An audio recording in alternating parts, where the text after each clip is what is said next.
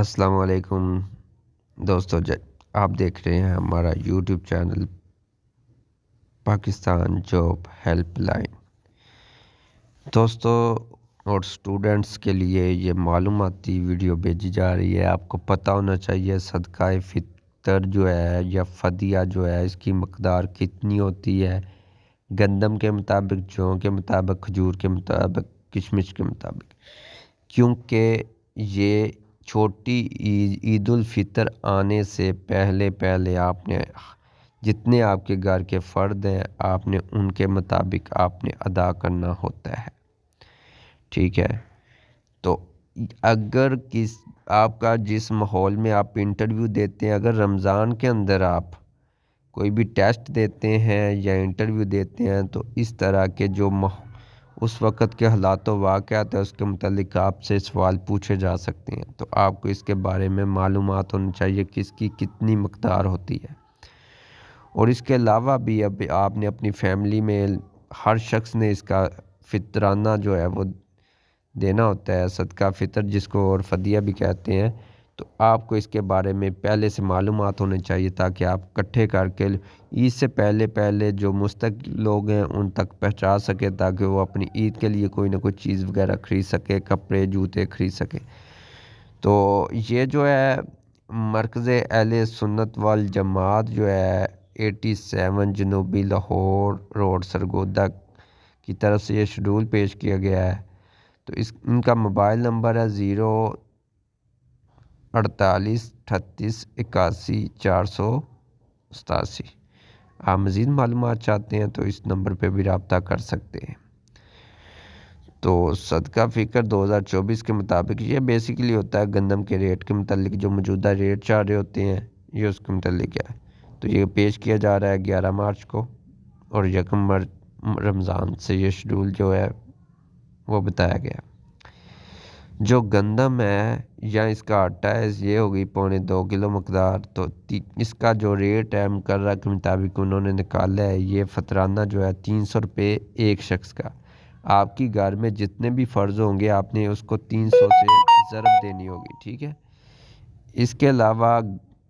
جو اگر کوئی اس سے زیادہ صابع حیثیت لوگ ہیں تو وہ گندم کے علاوہ جوں کا دینا چاہے تو اس کی مقدار ہوتی ہے 3.5 کلو فی بندہ، فی گھر کا فرد، تو یہ بنتا ہے 700 روپے۔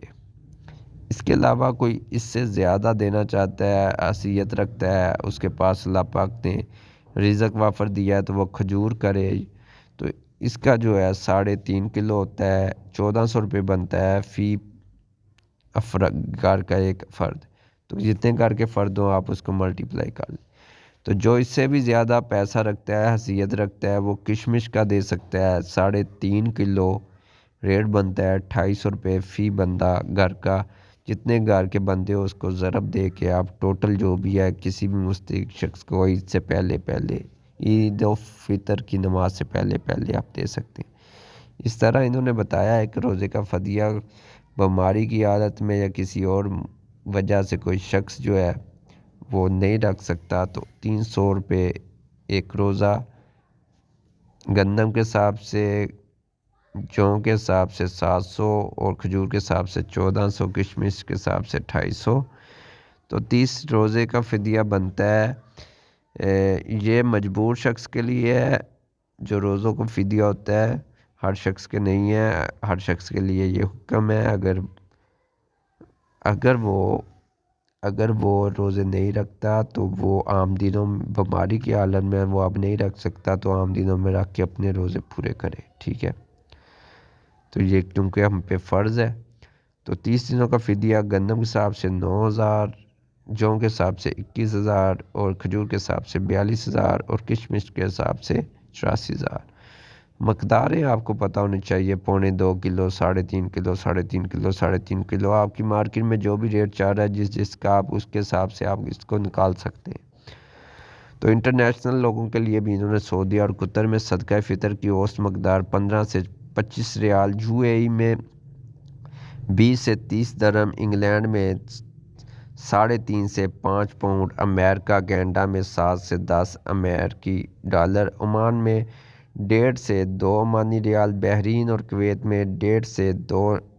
دینار۔